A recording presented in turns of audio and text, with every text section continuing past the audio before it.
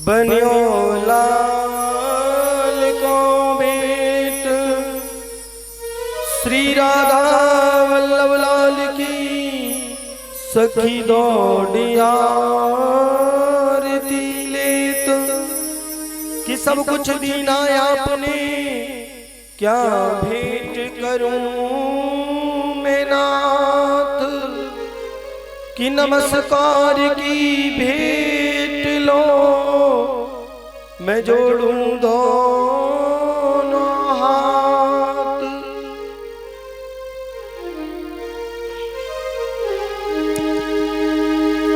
श्री भागवत भगवान की करो आरती, पापियों को पाप से है तारते। भागवत भगवान की करो आरती, पापियों को पाप से है तारती। श्री भागवत भगवान की करो आरती, पापियों को पाप से है तारते। श्री भागवत भगवान की करो आरती, पापियों को पाप से है तारती। ये अमर ग्रंथ ये मुक्ति पंक्ति ये पंचम वेद निराला, नव ज्योति जगाने वाला। ये अमर ग्रंथ जे मुक्ति पंथ जे पंचम वेद निराला, नव ज्योति जगाने वाला। हरि नाम यही हरि ध्यान यही, हरि नाम यही हरि ध्यान यही, हरि नाम यही हरि ध्यान यही। हरि नाम यही हरि ध्यान यही। जगत के मंगल की आरती, पापियों को पाप से है तारते। भागवत भगवान की करो आरती, आरती। ये हो पापियों को पाप से है तारती।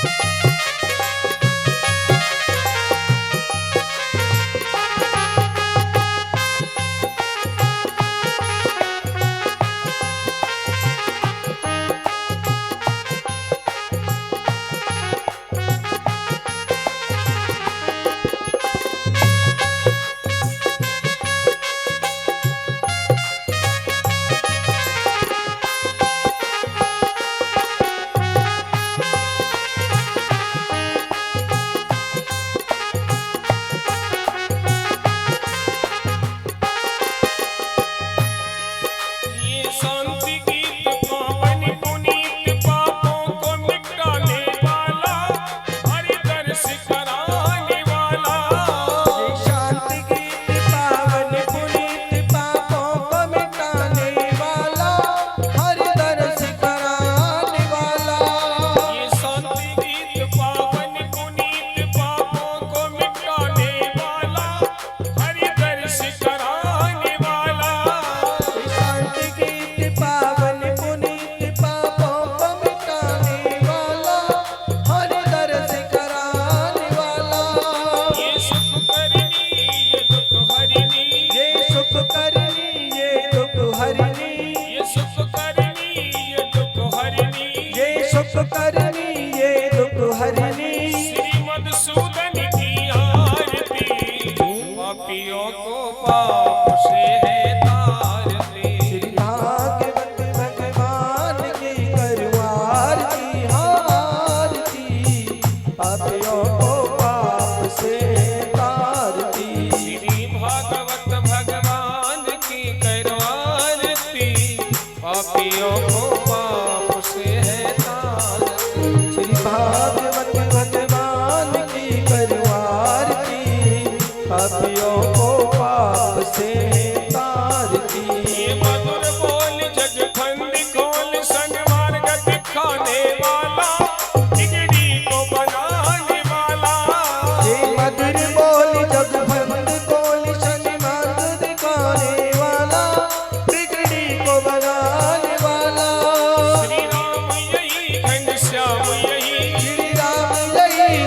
श्याम यही, मेरे राम यही, मेरे श्याम यही, मेरे राम यही, मेरे श्याम यही। प्रभु की महिमा की आरती, पापियों को पाप से है तार दे। भागवत भगवान की करो आरती, आरती, पापियों को पाप से तारती। श्री भागवत भगवान की करो आरती, पापियों को पाप से है तारती।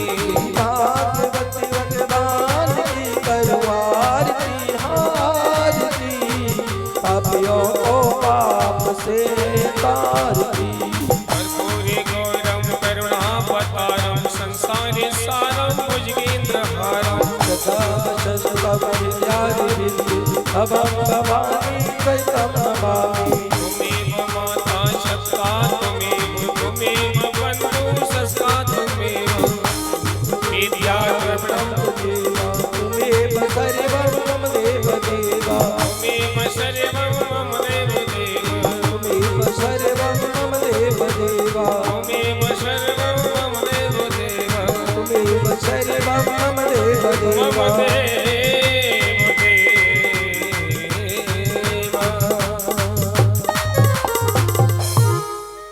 बोली भागवत भगवान की, बोली वृंदावन बिहारी लाल की, राधा रानी सरकार की, बोली व्यास जी महाराज की, बोली सुखदेव जी महाराज की, बोली परिषद जी महाराज की, बोली गंगा मैया की, बोली बस्ती माता की, बोली गौ माता की। जय जय श्री राधे, जय जय श्री राधे, जय जय श्री राधे श्याम। सभी भक्तों से निवेदन, अपने यथा स्थान को ग्रहण करें। श्रीमद् ज्ञान यज्ञ कथा का आज तृतीय दिवस, सुंदर सुंदर कथाओं को पूज्य व्यास जी द्वारा सुनकर के अपने जीवन को धन्य बनाए एवं कृतार्थ बनाए। जय जय श्री राधे, जय जय श्री श्याम।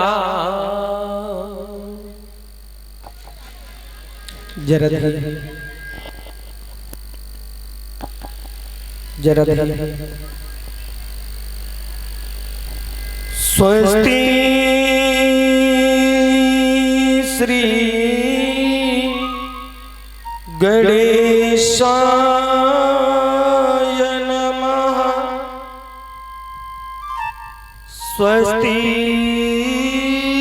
श्री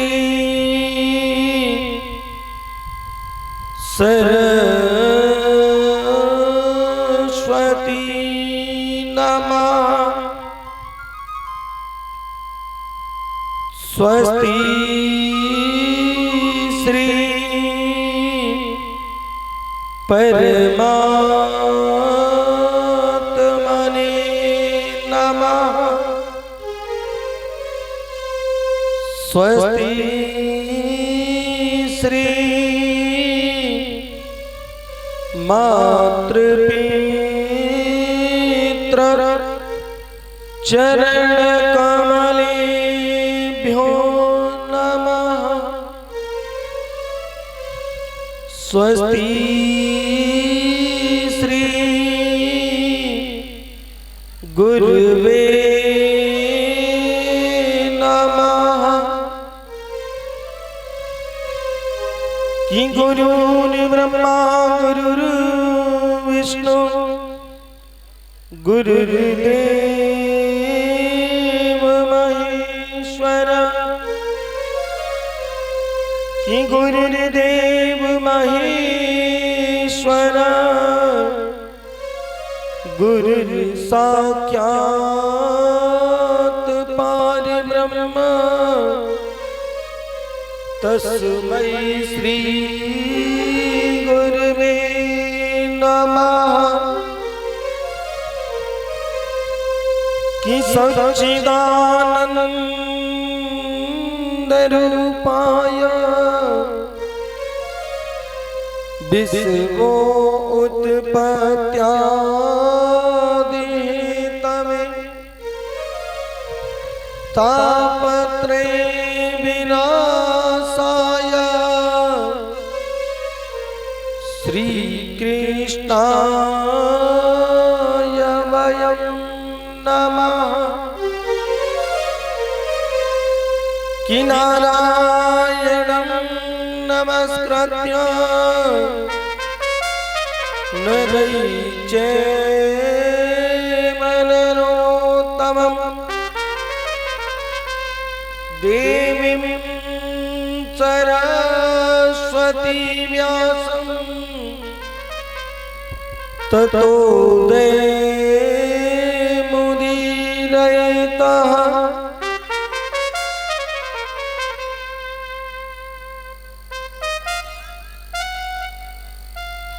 कि कृष्णं नारायणं वन्दे कृष्णो वन्दे व्रजप्रियं कृष्णं द्वैपायनं वन्दे कृष्णो वन्दे प्रताशुतम् कि वसुदेवसुतं देवा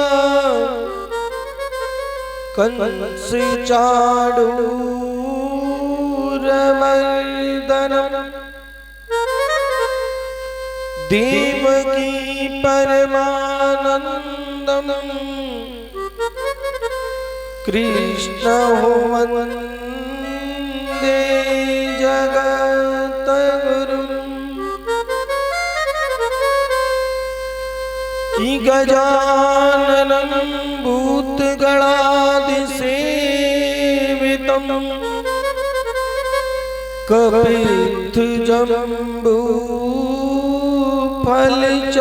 कपित्थजम्बूफलचारुभक्षणम् उमासुतं शोकविनाशकारकं नमामि विघ्नेश्वरपादपङ्कजं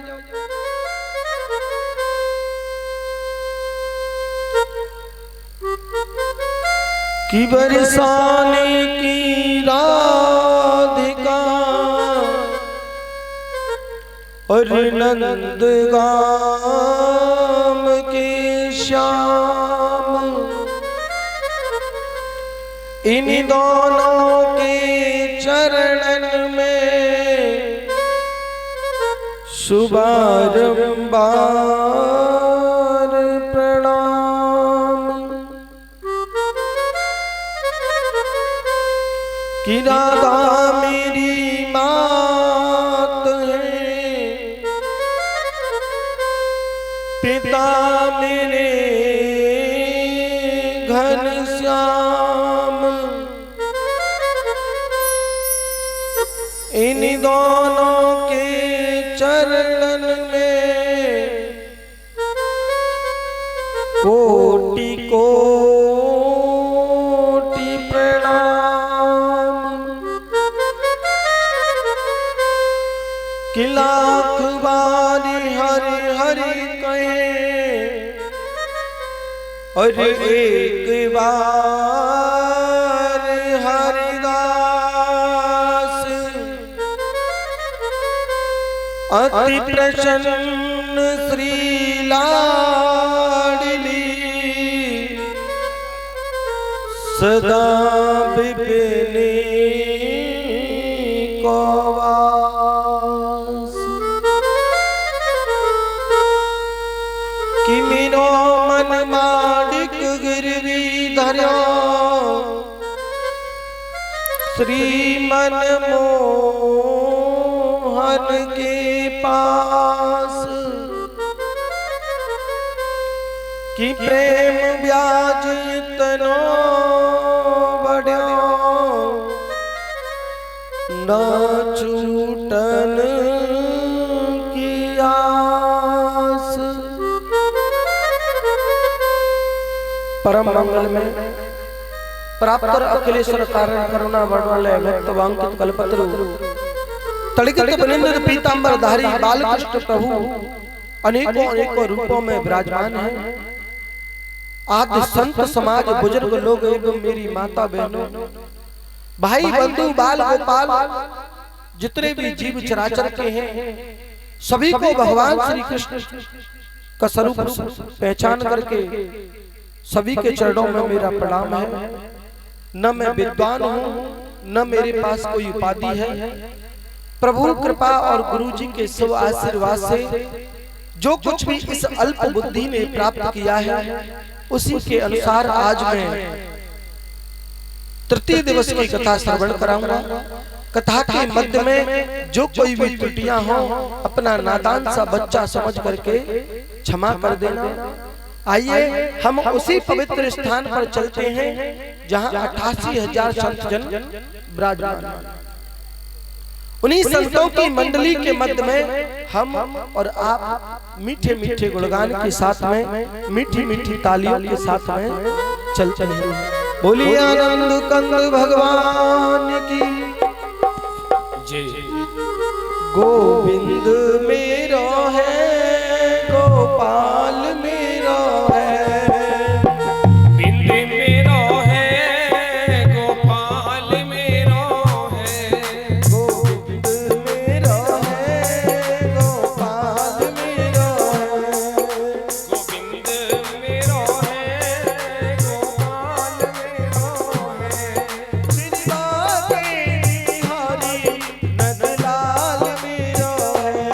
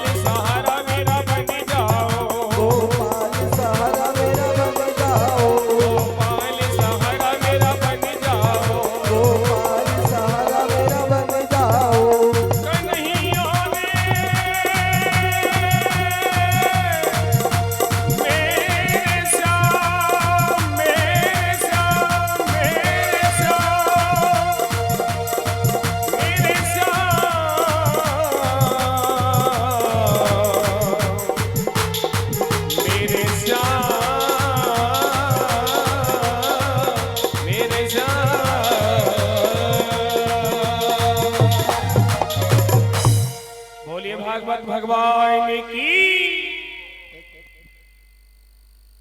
बोलिए आनंद कंद भगवान की।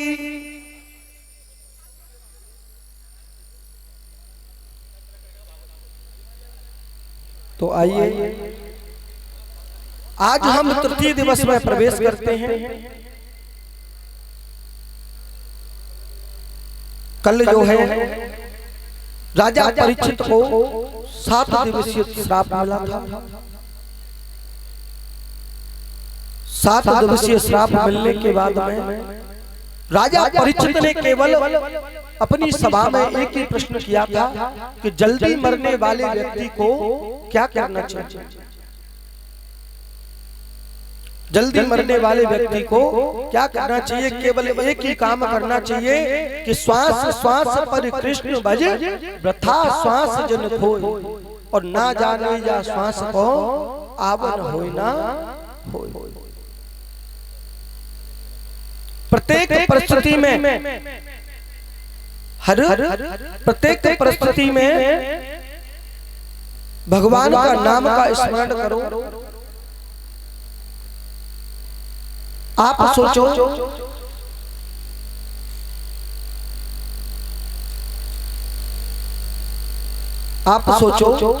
कि जितनी भी श्वासें हम लेते हैं प्रत्येक श्वास में भगवान के नाम का स्मरण होना चाहिए। अन्यथा अगर भगवान के नाम का स्मरण नहीं हुआ तो बताए क्या होता है। देखो वार्तालाप करोगे तो बताओ का कहनी पड़ेगी। तुमने अपने अपने पड़ोसी की कसम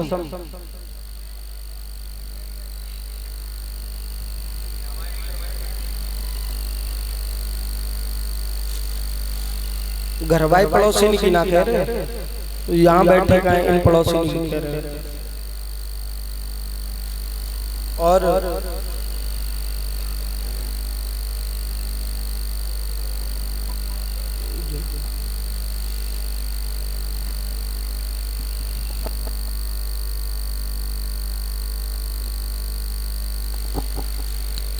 जरा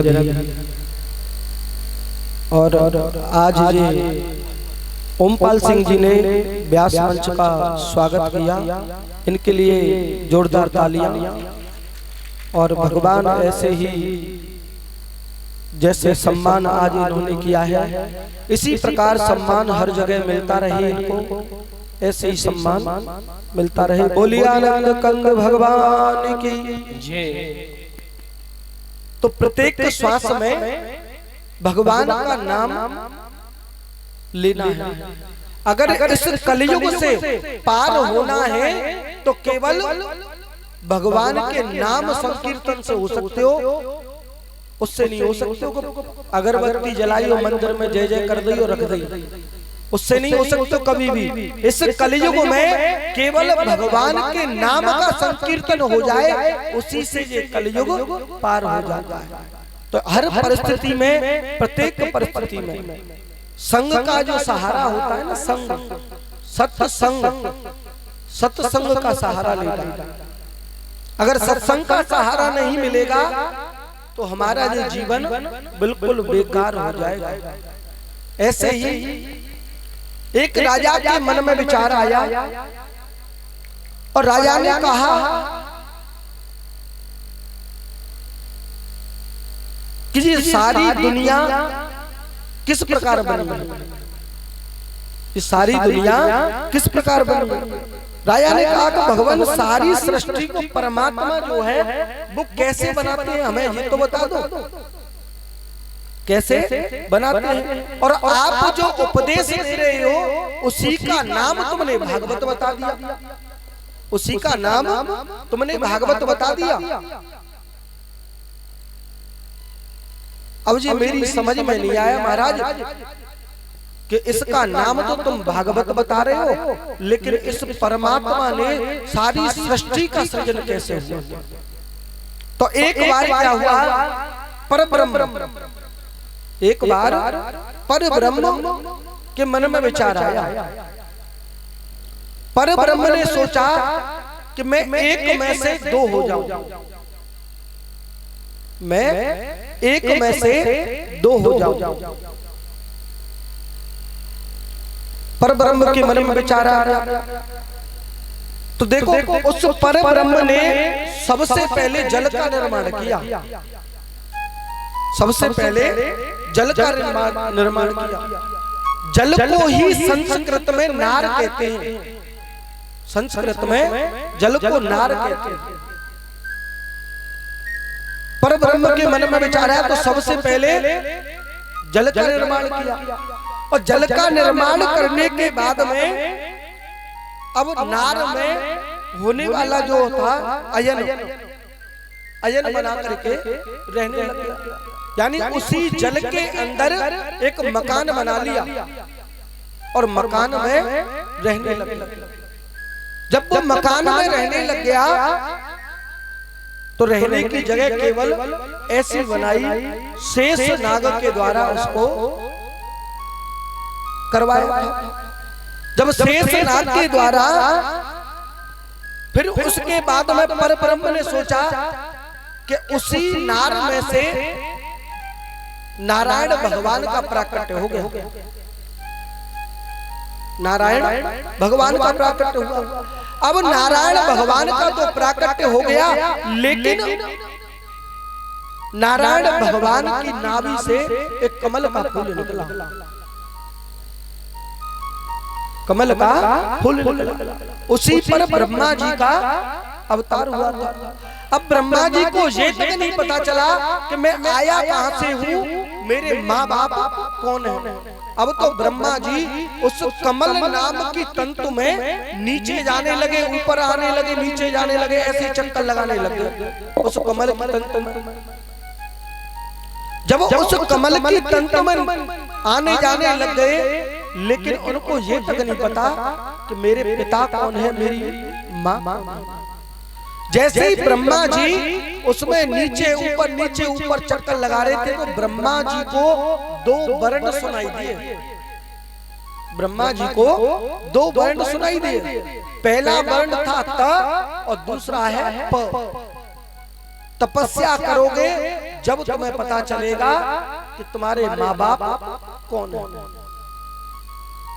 अब तो ब्रह्मा जी ने तपस्या की, ब्रह्मा जी ने तपस्या कर ली। ब्रह्मा जी जो है तपस्या कर रहे थे, तपस्या करते करते भगवान नारायण का पता चल गया कि मेरे पिता तो भगवान नारायण है, मेरे पिता भगवान नारायण है। लेकिन अब तो नारायण भगवान ने कहा कि देखो, उंगली को पकड़ करके बाहर मैंने तुम्हें निकाल दिया, अब तुम्हें पता चलेगी कि मैं तुम्हारा पिता हूं। तो उंगली पकड़ करके तो बाहर निकाल दिया, और फिर कहा ब्रह्मा जी से कि जाओ, मैंने तुम्हें सारी सृष्टि का मालिक बना दिया, मैंने तुम्हें सारी सृष्टि का मालिक बना दिया। कि सारी सृष्टि का मालिक महाराज, कि हाँ जी सारी सृष्टि का मालिक। ब्रह्मा जी ने कहा कि प्रभु, अगर आपने मुझे इस सारी सृष्टि का मालिक बना दिया तो मेरे अंदर अभिमान आ जाएगा, मेरे अंदर अभिमान आ जाएगा। नारायण भगवान ने कहा कि देखो, तुम्हारे अंदर अभिमान तो आएगा, लेकिन जब भी पता चलेगा तुम्हें, जब तक ऊंट पहाड़ के नीचे नहीं जाता है, जब तक उसको अंदाजा नहीं हो पाता है कि मैं कितना ऊंचा हूं। तो नारायण भगवान ने कहा ब्रह्मा जी, आपको मैंने सारी सृष्टि का मालिक बना दिया, अब इस सृष्टि का पालन पोषण करो और तुम समान। कि महाराज मेरे अंदर तो अभिमान आ जाएगा, कि मेरे तुम्हारे अंदर अभिमान आएगा, जब ही तो तुम्हें पता चलेगा, जब ही तो तुम्हें पता चलेगा। अब तो ब्रह्मा जी ने कहा कि देखो, अगर मुझे अभिमान हो गया तो मुझे, जब व्यक्ति को अभिमान काय चीज का मारता है, अभिमान व्यक्ति को काय चीज का मारता है, जिसके पास धन हो, धन जिसके पास होता है उसको सबसे बड़ा अभिमान होता है कि मैं पता नहीं कितने बड़ा पैसे वाला। उसको ये तक नहीं पता है कि इस पैसे का होगा क्या, इस पैसे का होगा क्या। उसको ये तक नहीं पता, खुद भी खा नहीं पाएगा जब तक खुद के शरीर पर पैसा खर्च नहीं हुआ, तो वो उसका पैसा थोड़ी है, वो तो किसी दूसरे का है। मेरे मरने के बाद मेरे बच्चे खाएंगे, बच्चों के मरने के बाद कोई और खाएगा, पर लेकिन वो पैसा कमाया तो मैंने, लेकिन मेरे काम नहीं आया, लेकिन मेरे काम नहीं आया। यदि परमात्मा उस विषय को जानते, यदि परमात्मा को उस विषय का ज्ञान होता, उस विषय का ज्ञान हो, तो समझने में बड़ी कोशिश होती। इसीलिए आपकी सस्ता क्या है, आप मुझे बता दीजिए।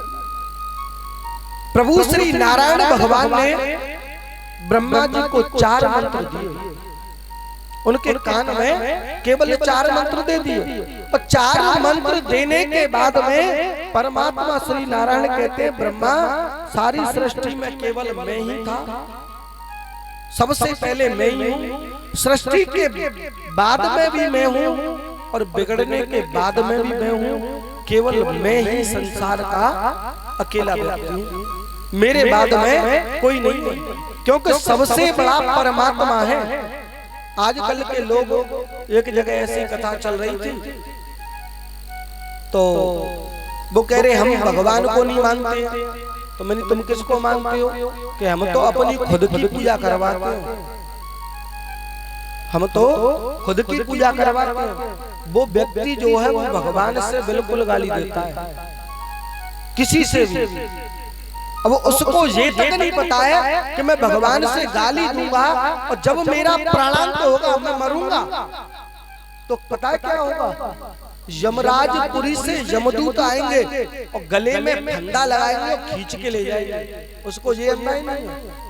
जब परमात्मा ने तो ये माँ के गर्भ में भेज दिया, माँ के गर्भ में से निकलने के बाद केवल एक ही कार्य करना है।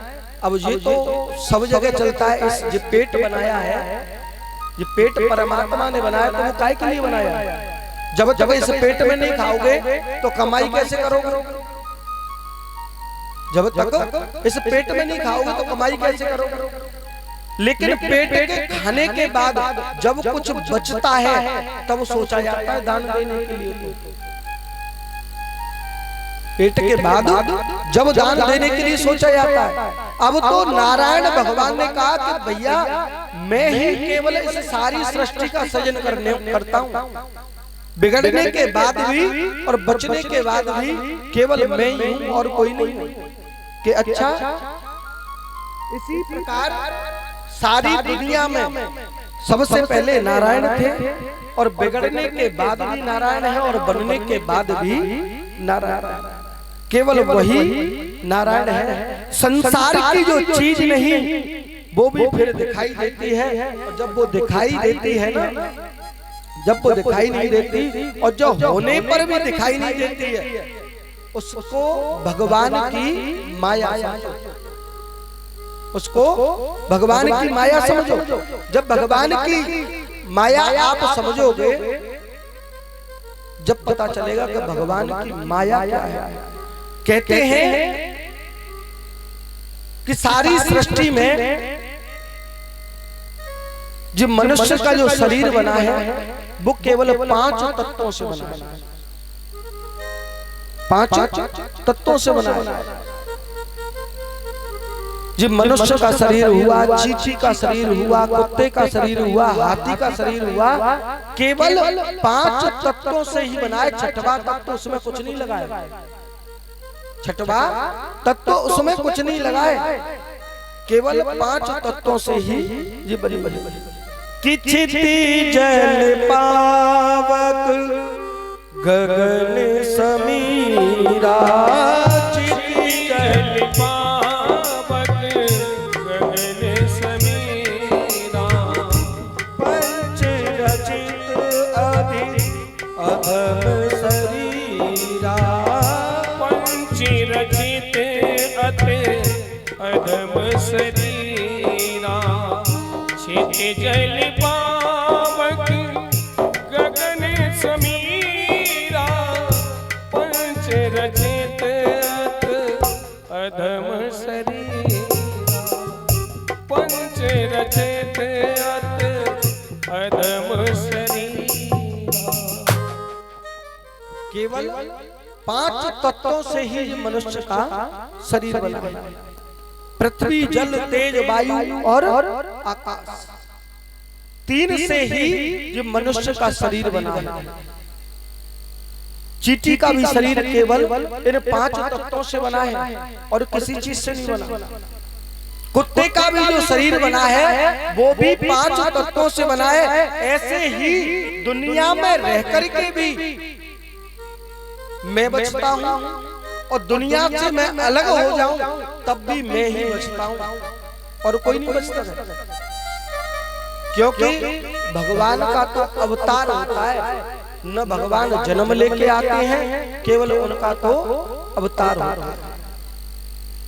जब भगवान का अवतार होता है, ऐसे ही सारी सृष्टि में भी मैं ही व्याप्त हूं और कोई व्याप्त नहीं है। सारी सृष्टि में मैं ही व्याप्त हूं। आत्मा के तत्वों को समझने वाले को और जिज्ञासुओं को समझ लेना चाहिए। अनेक रूप से सर्वत्र विद्यमान है, वही दिव्यात्मा होती है। केवल इन्हीं 5 तत्वों से ही मनुष्य का ये शरीर बना है और इस मनुष्य के शरीर को लोग ऐसे ही गवा रहे हैं। जो लोगों को मनुष्य का शरीर मिल गया है, वो लोग ऐसे ही उस शरीर को गवा रहे हैं। उनको ये नहीं पता कि अगला जन्म हमें मनुष्य में मिलेगा कि नहीं मिलेगा, उनको नहीं पता, न कभी पता चल सकता उनको तो कभी पता भी नहीं चल सकता है, क्योंकि भगवान ने कहा कि विधाता मैंने तुम्हें उपदेश दिया, इसी का नाम भागवत है। और भागवत का अर्थ होता है भासे भाग खुल जाते हैं भक्तन के, यानी कि जो भक्त होते हैं, भागवत प्रेमी जो होते हैं, जो भागवत कथा सुनते हैं, भासे भाग खुल जाते हैं भक्तन के, और ग से गुमान मिट जाते हैं और व से वैराग्य हो जाता है और त से तर जाता है। केवल भागवत का यही अर्थ है। आदमी अगर इसको सुनने के बाद इसी से ही मुक्ति मिलती है, और गया में जाकर के लाखों श्राद्ध कर दो, उसकी आत्माओं को शांति नहीं मिल सकती है। आत्मा को शांति जब ही मिलेगी जब तक तुम भागवत कथा नहीं कराओगे, जब तक नहीं मिल सकती। आजकल के लोग हैं बाइक चलाते हुए एक्सीडेंट में एक्सपायर हो जाते हैं, उनको क्या होता है पता नहीं, उन्हीं में से प्रे आत्मा बन जाती है, भूत व्यार बन जाता है, फिर वही अपने घर को बर्बाद करने में लग जाता है। तो उनकी शांति के लिए केवल भागवत ही एक ऐसा ग्रंथ है जिसको एक बार कराने से 7 पीढ़ियां तर जाती हैं। कितनी पीढ़ियां? 7। और सबसे पहले पीढ़ी तरती है ससुराल पक्ष की, सबसे पहले ससुराल पक्ष की पीढ़ी तरती है। अब जैसे वकील साहब ने कथा कराई तो सबसे पहले ससुराल पक्ष के तरह हमारा, फिर उसके बाद में तुम्हारी पीढ़ियों का नंबर आए, उससे पहले नहीं आ सकता है। अच्छा ये बताओ कि जी भागवत तुमने हर जगह सुनी होगी, जी 7 ही दिन की क्यों होती है, 8 दिन की क्यों नहीं होती है?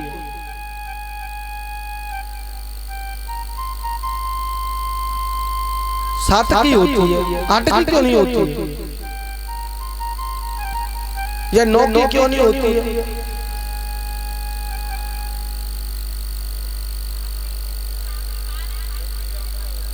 9 दिन की राम कथा होती है, लेकिन आजकल तो करने वाले 9 की का 2-2 महीना की बैठाए हुए तैयार नहीं होता। लेकिन इसका एक ही कारण है, इसका एक ही कारण है। पूरे सप्ताह में कितने दिन होते हैं? 7। इसलिए ये सप्ताह कही आती है। हाँ, सोमवार को मर जाओ, चाहे मंगल को मर जाओ, चाहे बुध को मर जाओ, ये तो तार देती है। इसको सुनने के बाद आदमी मोक्ष को प्राप्त हो जाता है, वो कभी नरक में जा नहीं सकता है। इस बात की गारंटी है, क्योंकि सबसे बड़ा ग्रंथ यही है, इसके बराबर कोई ग्रंथ नहीं। अच्छा ये बताओ, भागवत जी में श्लोक कितने, मंत्र कितने? कल्ली बताइए हो ना, कल बताई कि नहीं बताई? ना बताई? वकील साहब तुम आता ही नहीं तो सुनते कहां थे?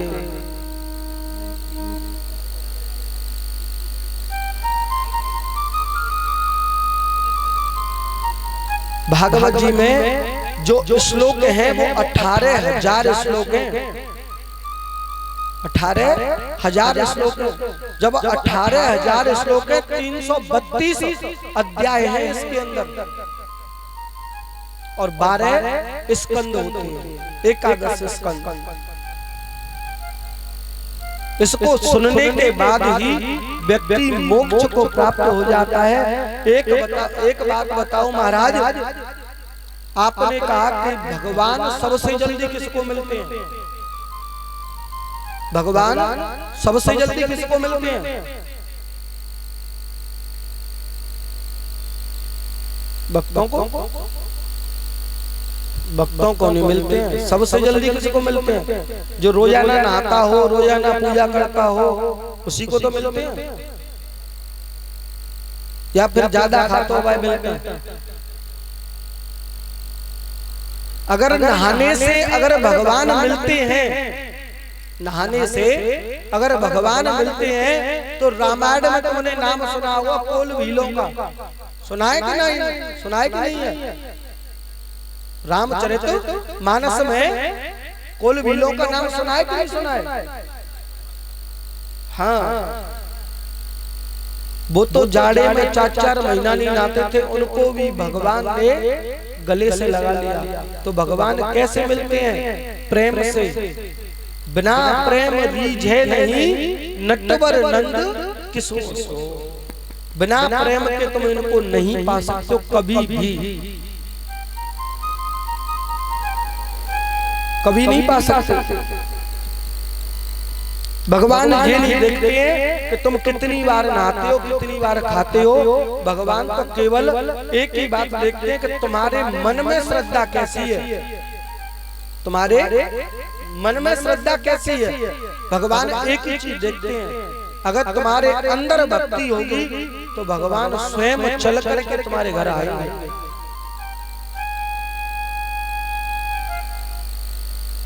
अब आपके जहाँ कथा चल रही है, बहुत से लोगों को इसमें भी इंटरेस्ट नहीं है। बहुत से लोगों को इसमें इंटरेस्ट नहीं है। और इंटरेस्ट क्यों नहीं है?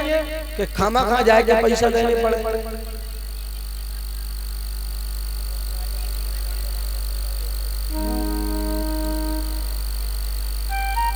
इसमें भी लोग बाग इंटरेस्ट नहीं होते हैं। हाँ, गंगा में नहाए हुए थे ना पवित्र है रे। जब तक हमारा मन पवित्र नहीं है, चाहे गंगा में तुम 50 डुबकी लगाया हो, जब तक पवित्र ना है ना। तो आज भी कोई ऐसा इंटरेस्ट नहीं है।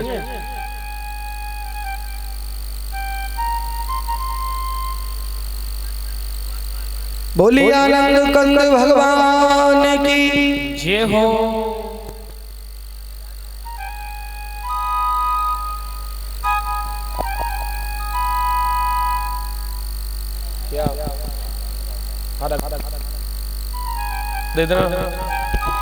बोले बांके बिहारी लाल की। मन शांति सरोवर में नहाया करो, मन शांति। मन शांति सरोवर में नहाया करो, मन शांति। ओ मन शांति सरोवर में नहाया करो, मन शांति। मन शांति सरोवर में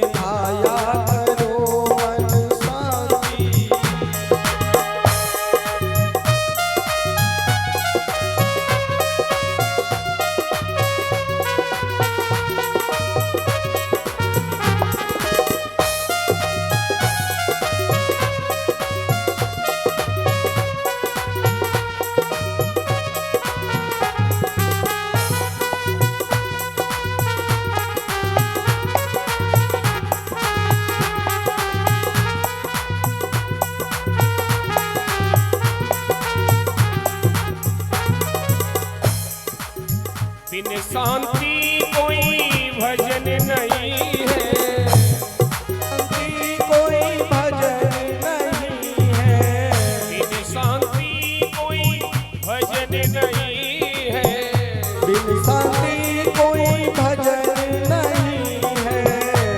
चाहे माला पे माला फेराया करो मन शांति, मन शांति सरोवर में आया करो मन शांति, मन शांति सरोवर में आया करो मन शांति, शांति सरोवर में आया करो मन शांति।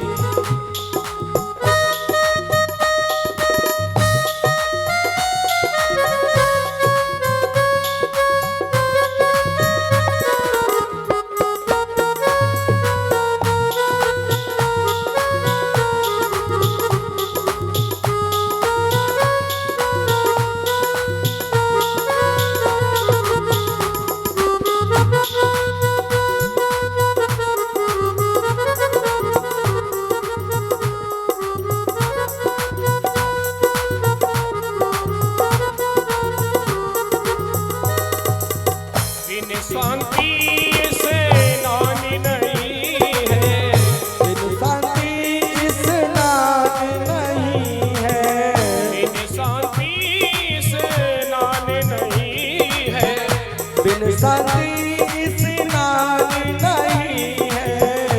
क्यों नहीं है? चाहे गंगा में, चाहे गंगा में गोता लगाया करो मन शांति, मन शांति में हो लगाया करो मन शांति।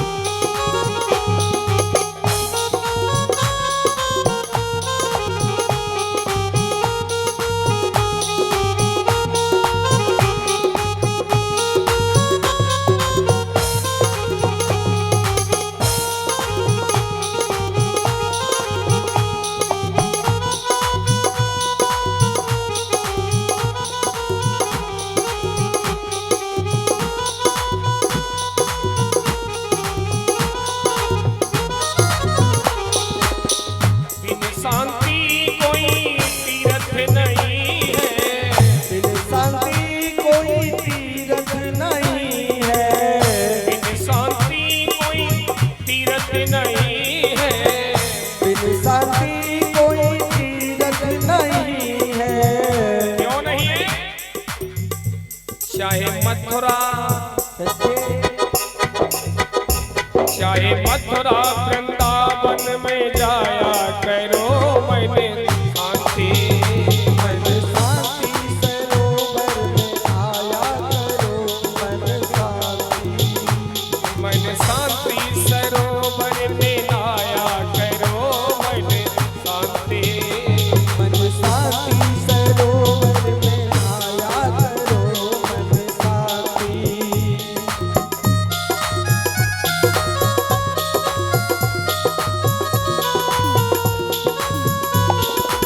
ये हो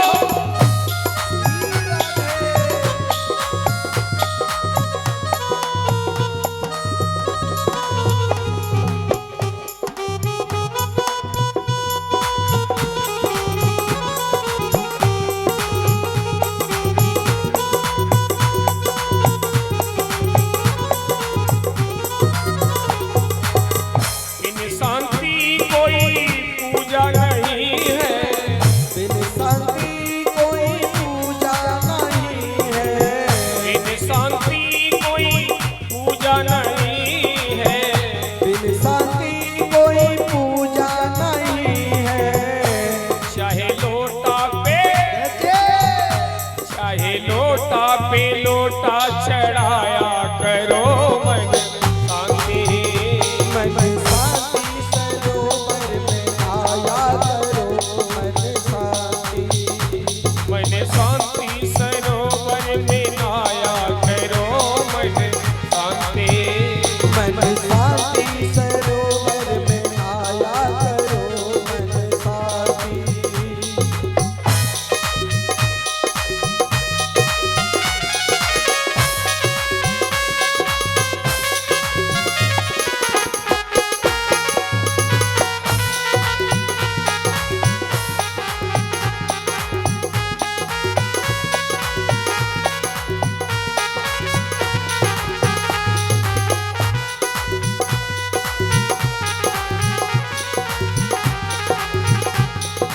शांति सरोवर में नहाया करो मन शांति।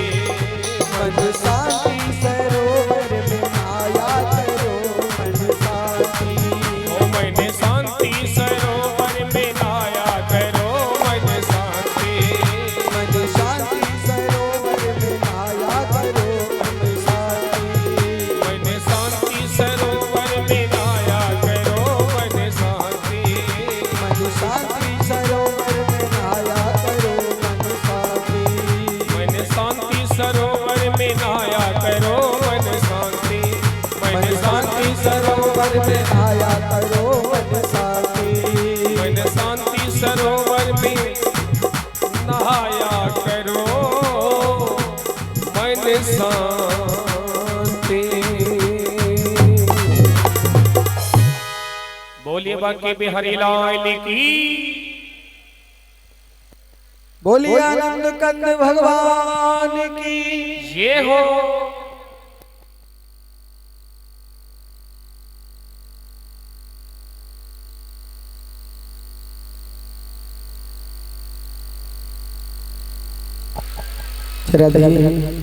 बोलिए आनंद कंद भगवान की। ये हो माइक वाले की जाला है पीछे ना है।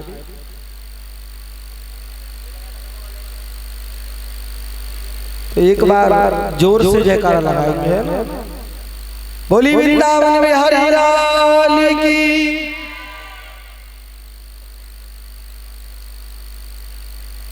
विदुर जी जो हैं एक दासी के पुत्र हैं। जब वो दासी के पुत्र हैं, दासी के गर्भ से जन्म लेने वाले विदुर जी के घर पर मेरे गोविंद केले के छिलके खाने के लिए आई। राजा परीक्षित बोले कि कैसे भगवान, मुझे आप विस्तार से समझाइए, विस्तार से मुझे बताइए। आदरणीय श्री सुखदेव जी महाराज ने राजा परीक्षित को बताया कि राजन, पांडवों और जब कौरवों का जब युद्ध चल रहा था तो लाक्षा ग्रह में जलाने का उनको षड्यंत्र रचाया गया था। जब उनको षड्यंत्र रचाया गया तब कौरवों के पिता धृतराष्ट्र जी के सामने विदुर जी आकर के खड़े हो गए, क्योंकि विदुर जी जो है महामंत्री थे। विदुर जी महामंत्री थे। विदुर जी राजा से बोले, राजन, मैं मंत्री होने के नाते नहीं, एक भाई होने के नाते नहीं, केवल एक नागरिक होने के नाते मैं आपसे एक बात कहना चाहता हूं। मैं आपसे एक बात कहना चाहता हूं। ये क्या बात कहना चाहते हो? कि कभी भी अमृत की बेल पर, अमृत की जो बेल होती है उस पर अन्याय का फल नहीं लग सकता। महाराज आप ये बताइए, अमृत की जो बेल है अमृत का ही फल आएगा। अन्याय जो हो रहा है, लाक्षा ग्रह में जलाने का जो षड्यंत्र रचाया जा रहा है, उस षड्यंत्र को कैसे भी करके रोको महाराज। उस षड्यंत्र को कैसे भी करके रोको, क्योंकि पांडव जो हैं बिल्कुल कमजोर नहीं है। पांडव बिल्कुल कमजोर नहीं है। वो तो आदर सत्कार करते हैं, इसीलिए नहीं बोलते। और शास्त्र कहते हैं कि एक नगर में अगर कोई व्यक्ति खराब है और उस नगर में उस व्यक्ति से पूरा नगर परेशान है, तो उस नगर में से उस व्यक्ति को निकाल देना चाहिए। अगर कोई खानदान में एक पागल आदमी है और उसी के वजह से पूरा घर पागल रहता है, तो उस व्यक्ति को निकाल दोगे तो ही सुरक्षित रह पाओगे, अन्यथा नहीं रह सकते। अन्यथा बिल्कुल नहीं रह सकते। ऐसे ही किसी परिवार में कोई व्यक्ति पागल हो जाता है, पागल होने के बाद में उसको अगर बाहर नहीं निकाला तो पूरा परिवार ही परेशान रहता है। मैं तो केवल आपसे एक ही बात कहना चाहता हूँ कि तुम दुर्योधन की बात मानो, और जब तुम दुर्योधन की बात मानोगे तो पांडवों को जो लाचा ग्रह में जलाने का षड्यंत्र रचाया जा रहा है, उस षड्यंत्र को कैसे भी करके रोको, उस षड्यंत्र को कैसे भी करके रोको। उनके साथ जो हो रहा है अन्याय, उस अन्याय को रोको। जब तुम उस अन्याय को रोकोगे तब तुम्हें पता चलेगा। आज विदुर जी जो है धृतराष्ट्र जी महाराज से कह रहे हैं, तो दुर्योधन के महल में प्रवेश किया। क्यों? दासी के पुत्र, क्यों दासी के पुत्र, मेरी कृपा से तो तुम्हें मंत्री पद मिला था और मेरे ही विरुद्ध तुम सब लोगों को भड़काते हो। मेरी वजह से तो तुम्हें मंत्री का पद मिल गया और मेरी वजह से ही तुम भड़का रहे हो। क्या बात है? निकल जाओ यहां से। अब मैं तुम्हें अपने महल में देखना नहीं चाहता। मैं अब तुम्हारे अपने महल में देखना नहीं चाहता हूँ। निकल जाओ यहाँ से। अगर तुमने यहाँ पर आकर के द्वारा से प्रवेश किया, द्वारा से प्रवेश किया तो अच्छा नहीं होगा महाराज। आप कैसे भी करके यहाँ से निकल जाओ। महात्मा विदुर ने कहा कि बेटा, मेरा कोई ऐसा मंतव्य नहीं है जो कि मैं तुम्हें कष्ट दे सकता। मैं तुम्हें कष्ट नहीं दे सकता हूँ। तुम्हें बुरा तो लगा है, इसके लिए बड़ा मुझे खेद है, लेकिन आप बिल्कुल बुरा मत मानो। विदुर जी ने झट से अपने मंत्री पद का त्याग किया। जैसे ही मंत्री पद का त्याग किया और मंत्री पद का त्याग करने के बाद में अब तो विदुर जी विदुरानी मैया के पास में पहुंचे। और जैसे ही विदुरानी मैया के पास में पहुंचे और विदुरानी मैया से जाकर के कहा कि अब हमें इस महल में रहने का अधिकार नहीं, क्योंकि हमने तो अपने मंत्री पद को त्याग दिया। अब हम इस महल में नहीं रह सकते। आज विदुर जी और विदुरानी मैया, विदुर जी और विदुरानी मैया दोनों एक जंगल में चले गए। जंगल में जाकर के वहां पर पर्णकुटी बनाई और उसी पर्णकुटी में वास करने लगे और केवल एक ही मंत्र का जाप करते हैं, ओम नमो भगवते वासुदेवाय,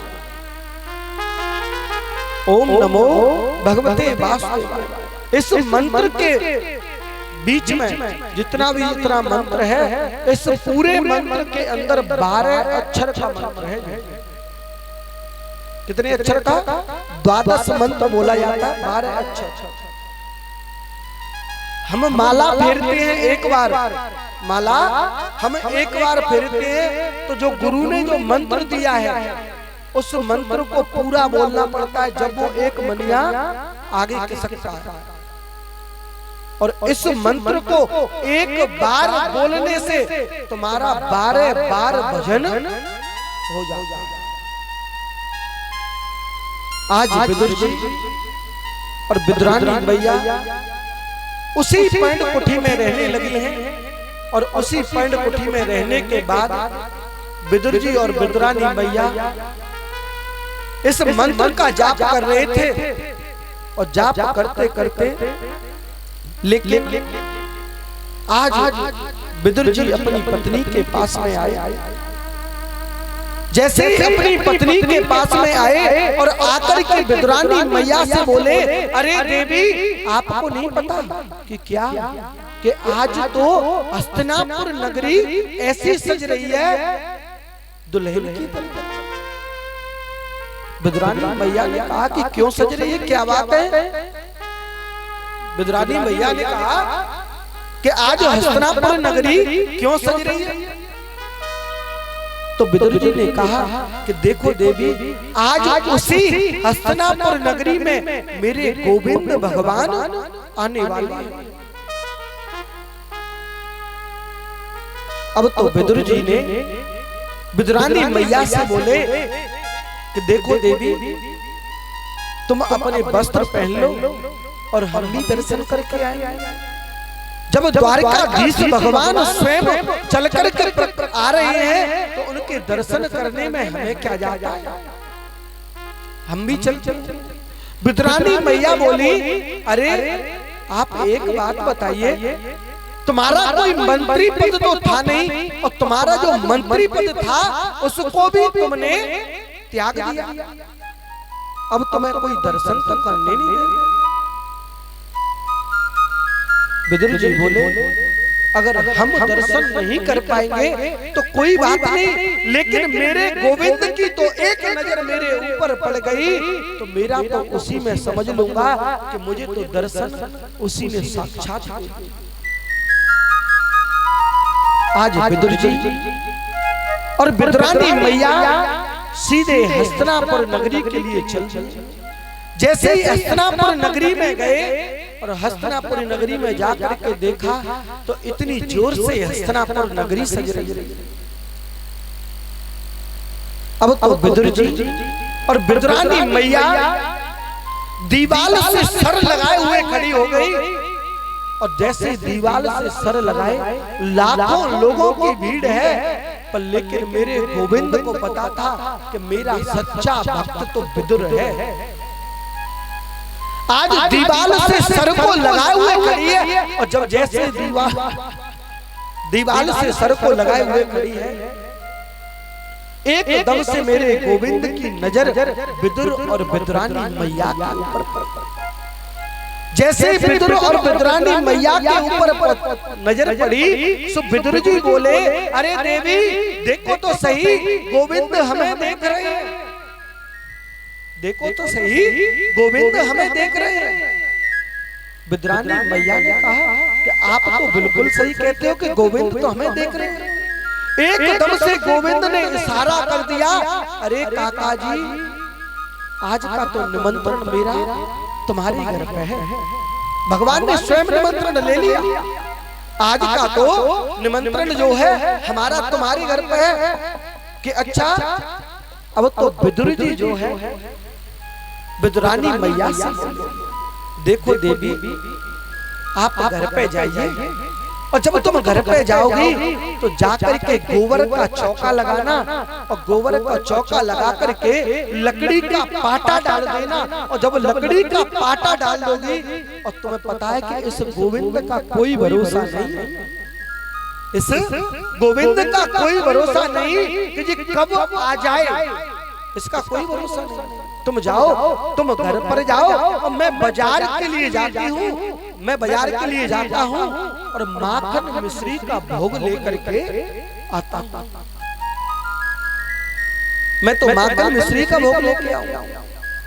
आज विदुर जी तो सीधे बाजार के लिए चल दिए, और जैसे ही बाजार के लिए गए, और बाजार के लिए जाते ही इधर विदुरानी मैया घर पर पहुंच गई, गोबर का चौका लगाया और लकड़ी का पाटा डाल दिया। अब तो विदुरानी मैया गोविंद के आने की खुशी में इतनी तन में पागल हो गई, इतनी पागल हो गई। अब तो विदुरानी मैया स्नान करने के लिए चली। अब तो बिल्कुल नग्न अवस्था में स्नान कर रही थी, और जैसे ही नग्न अवस्था में स्नान कर रही थी, और इतनी देर में तो मेरे भगवान गोविंद पहुंच गए, और गोविंद ने जाकर के जोर से साकल को खटखटाया, अरे काकी जी, अरे काकी जी। अब काकी जी तो इतनी तन में पागल हो गई मेरे गोविंद के आने की खुशी से, इतनी पागल हो गई कि उनको ये तक नहीं पता कि मुझे आवाज कौन दे रहा है। एकदम से मेरे गोविंद भगवान ने जोर से साकल को खटखटाया, और जैसे ही जोर से साकल को खटखटाया, अरे काकी जी सुनती हो क्या? आज विदुरानी मैया तन में पागल। नग्न अवस्था में ही उस सांकल को खोलने के लिए आ गई। और जैसे ही मेरे गोविंद भगवान ने देखा कि ये तो मेरी आने की खुशी में इतनी पागल है, ये तो मेरे आने की खुशी में इतनी पागल हो गई है, मेरे गोविंद भगवान ने अपना पटका लिया और पटका लेकर के विदुरानी मैया को दे दिया। और जैसे विदुरानी मैया को उस पटके को दिया, पटके को विदुरानी मैया ने ले लिया और लेकर के लकड़ी के पाटे पर जाकर के मेरे बाल कृष्ण प्रभु को बिठा दिया। जैसे ही बाल कृष्ण प्रभु को लकड़ी के पाटे पर बिठाया और कुछ समय बाद काका जी बोले, देखो लाला, अभी काका जी आते होंगे और माखन मिश्री का भोग लेकर के आ रहे हैं। बहुत देर तक तो वेट किया, लेकिन एकदम से मेरे गोविंद भगवान ने अपने पेट पर हाथ फिराया। अरे काकी जी, बड़ी भूख लगी है। अरे काकी जी, बड़ी भूख लगी है। देखो अभी तुम्हारे काका जी, नहीं नहीं काकी जी, बड़ी तेज भूख लगी है। कि देखो अभी ठहरो, मैं अभी कदली के वृक्ष पर जाती हूँ और कुछ फल लेकर के आती। आज विदुरानी मैया ने अपने हाथ में एक टोकरी ली और टोकरी लेकर के विदुरानी मैया सीधे कदली के वृक्ष पर चली गई और वहां से कुछ केले तोड़ करके लेके आई।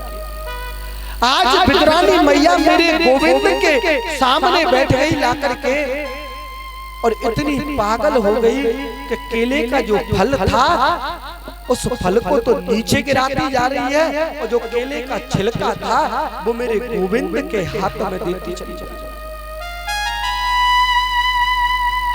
और गोविंद भगवान बड़े प्रेम से खा रहे हैं।